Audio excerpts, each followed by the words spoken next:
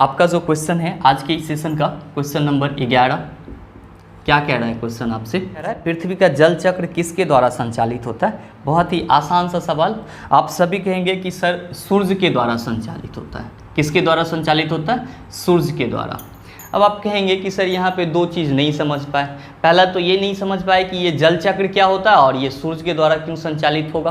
तो ध्यान रखिएगा कि यहाँ पे तो सिर्फ आपसे जल चक्र की बात करा है, आपसे ऑक्सीजन साइकिल की भी बात किया जा सकता है।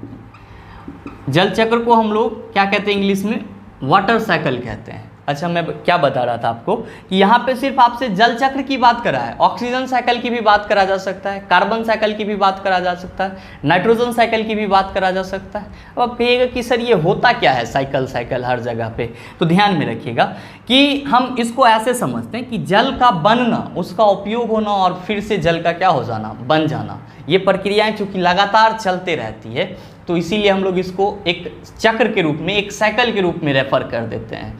तो हम लोग क्या कह सकते हैं कि जल का बनना, उपयोग होना और फिर से इसका बन जाना क्या कहलाता है? जल चक्र कहलाता है। अब यहाँ पे ऑक्सीजन रहता है तो कहते हैं ऑक्सीजन का बनना, उसका उपयोग होना और फिर से ऑक्सीजन का क्या हो जाना, बन जाना, ऑक्सीजन साइकिल कहलाता है। ठीक इसी तरह कार्बन का भी डेफिनेशन हम लोग कहेंगे जब कार्बन साइकिल की बात करेंगे। इसी तरह हम लोग नाइट्रोजन साइकिल की भी बात कर लेंगे।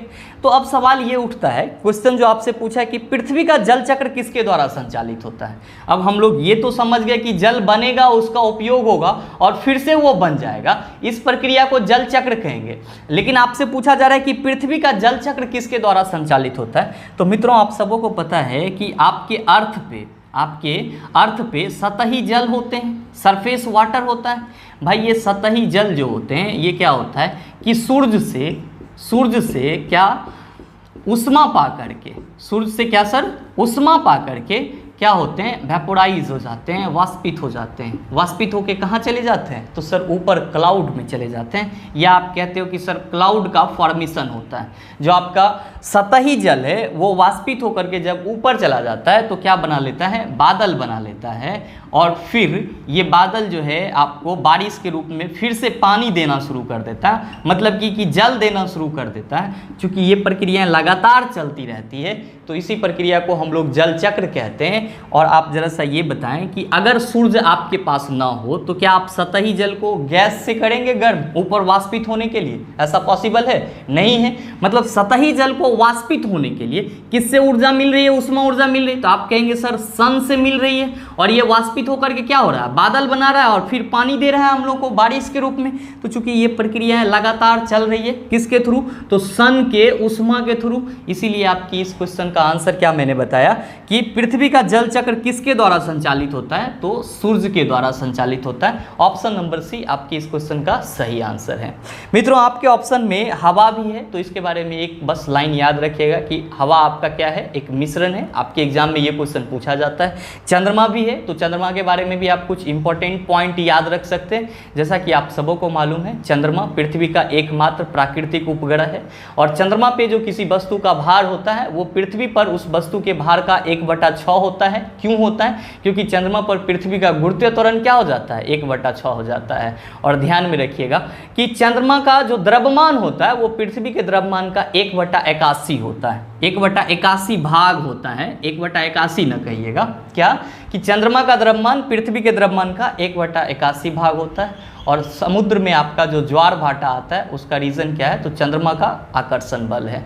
ठीक है। नेक्स्ट है आपका पृथ्वी। कहने की कोई ज़रूरत नहीं है, एकमात्र ऐसा ग्रह जिस पे जीवन संबंधित जो कुछ भी रिक्वायरमेंट है, हवा, पानी, सारी चीज़ मौजूद है और हम लोग पृथ्वी पर सर्वाइव कर रहे हैं। और पृथ्वी को हम लोग ब्लू प्लैनेट के नाम से भी जानते हैं, ये भी आप ध्यान में रखिएगा।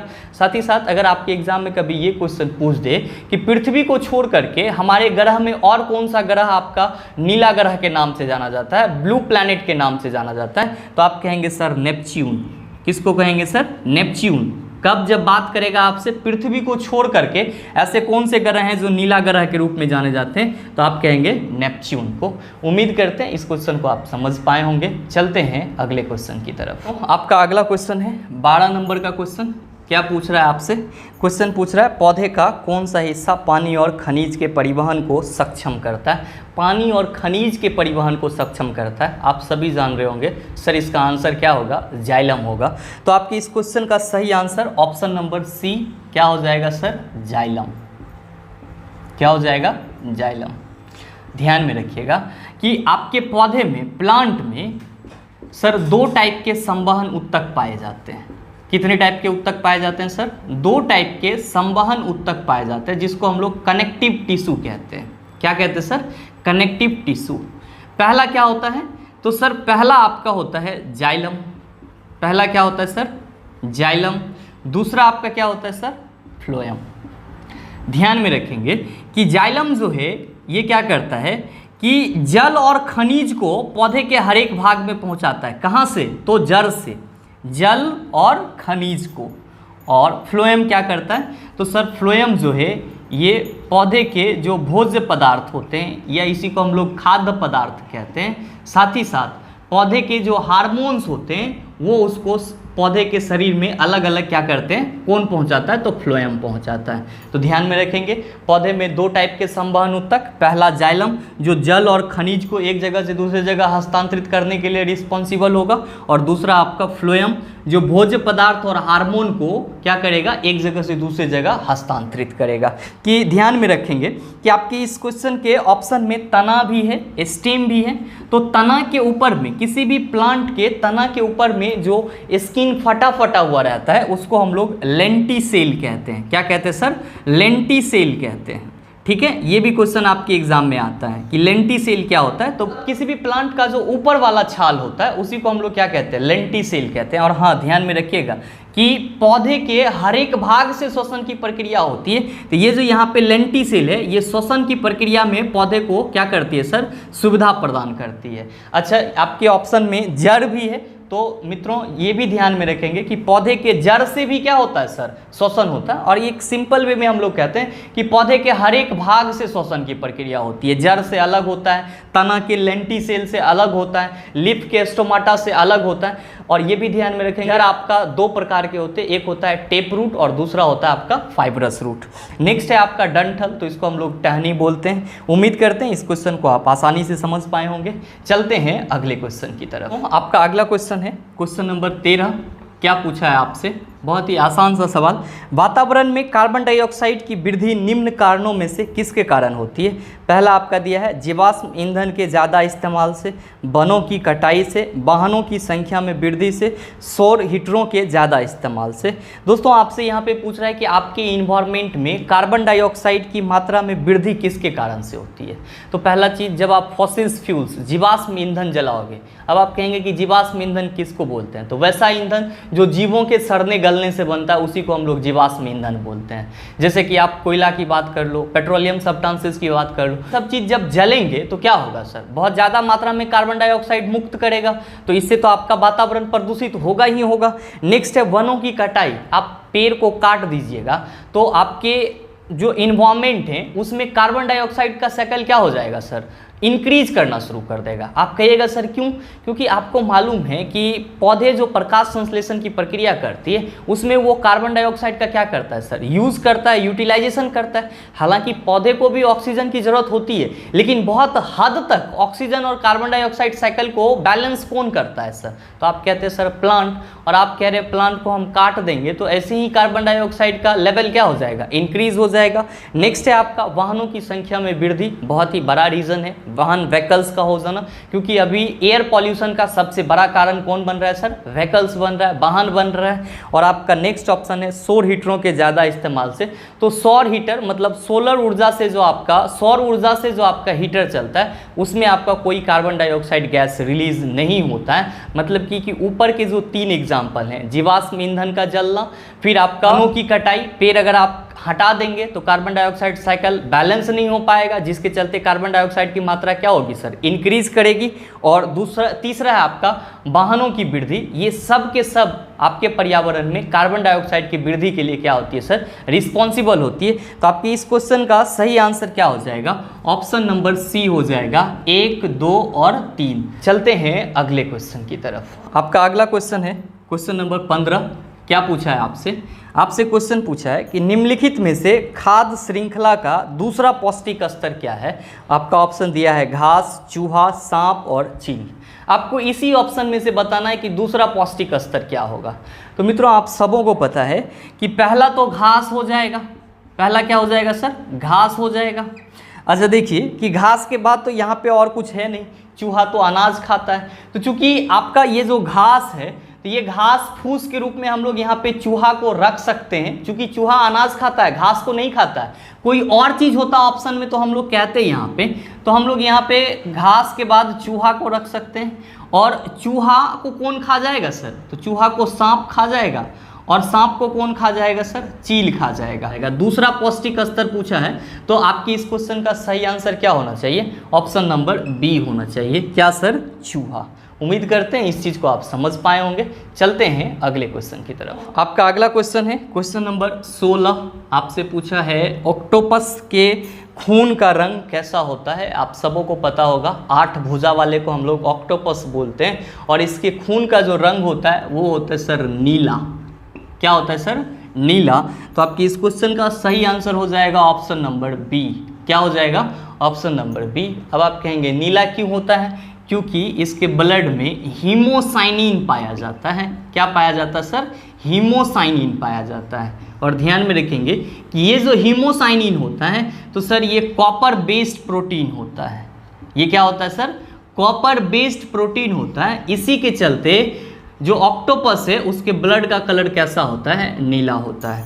अच्छा, हम लोग के ब्लड का कलर लाल होता है, किसके चलते? हीमोग्लोबिन के चलते। और उस हीमोग्लोबिन में क्या होता है सर? आयरन रहता है। तो इस चीज़ को आप ध्यान में रखेंगे। उम्मीद करते हैं इस चीज़ को आप समझ पाए होंगे। चलते हैं अगले क्वेश्चन की ओर। आपका जो अगला क्वेश्चन है 17 नंबर का क्वेश्चन क्या कह रहा है आपसे? क्वेश्चन कह रहा है कि एक मानव जीव में औसतन कितनी स्वाद कलिकाएँ मौजूद होती है। तो इसको तो भाई याद करने वाला है। ऑप्शन नंबर ए सर कितना? 2000 से 8000 तक। कितना होगा सर? 2000 से 8000 तक क्या होती है सर? तो स्वाद कलिकाएँ मौजूद होती है।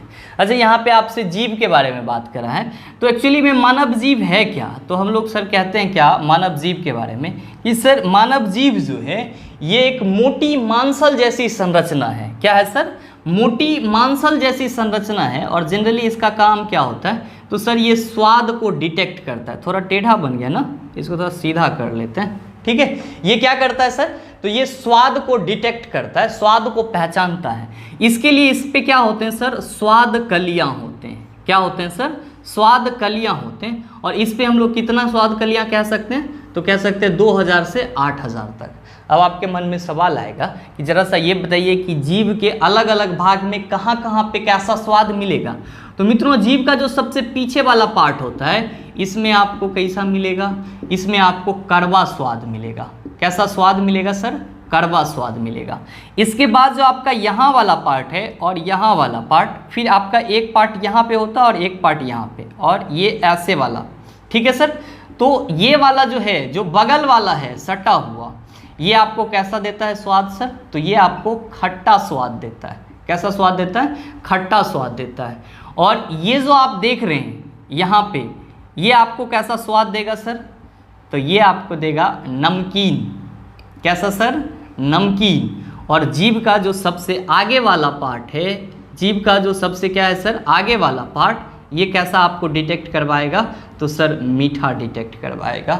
तो इस चीज़ को आप ध्यान रखिएगा कि जीभ आपके मुख गुहा में पाए जाने वाली एक मोटी मांसल संरचना है, जिसका मेन काम क्या होता है? स्वाद को पहचानना। तो जीभ के पीछे वाले भाग से हमको कड़वाहट महसूस होता है, इसके साइड से हम लोगों को खट्टा महसूस होता है, और उसके बाद जो खट्टा का बाद जो पेपिले होती है, जो कलिकाएँ होती हैं, वो आपको नमकीन डिटेक्ट करवाती है। और जो आपका सबसे फ्रंट वाला पार्ट होता है वो किसके लिए जिम्मेदार होता है सर?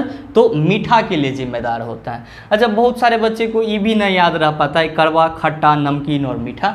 तो आप इसको ऐसे याद रखिएगा कि क ख मतलब क, यहाँ पे आइएगा तो ख, तो क से कड़वा और ख से आपका खट्टा, न म, न और म। तो नौ से नमकीन, मौत से मीठा, ऐसे याद रखिएगा ना तो आपको ये चीज़ याद रहेगा। उम्मीद करते हैं इस चीज़ को आप समझ पाए होंगे। चलते हैं अगले क्वेश्चन की तरफ। तो आपका जो अगला क्वेश्चन है 18 नंबर का क्वेश्चन, बहुत ही आसान सा सवाल आपसे पूछा है। क्या पूछा है सर? निम्नलिखित में से कौन सा यौगिक गुर्दे की पथरी का निर्माण करने वाला सर्वाधिक समान यौगिक है? मेरे मित्र आंख बंद करके आप लोग कहेंगे कैल्शियम ऑक्जेलेट। तो आपकी इस क्वेश्चन का सही आंसर क्या हो जाएगा सर? ऑप्शन नंबर ए हो जाएगा। अच्छा देखिए, आपके ऑप्शन में मैग्नीशियम ऑक्साइड की बात करा है, यहाँ पे MgO हो जाएगा इसका फॉर्मूला।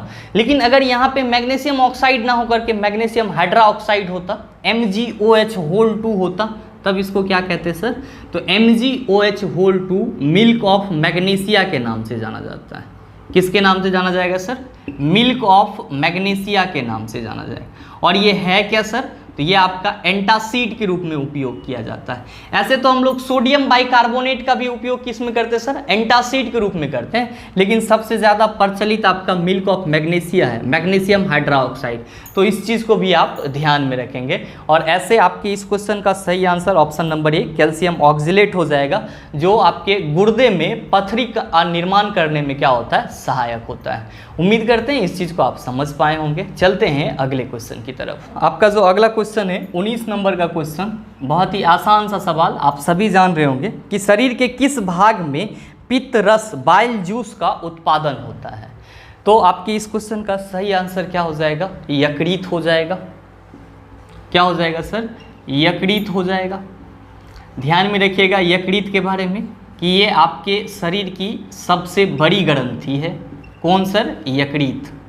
ये सबसे बड़ी ग्रंथि है और इसका जो वजन होता है सर वो 1.5 से 2 kg।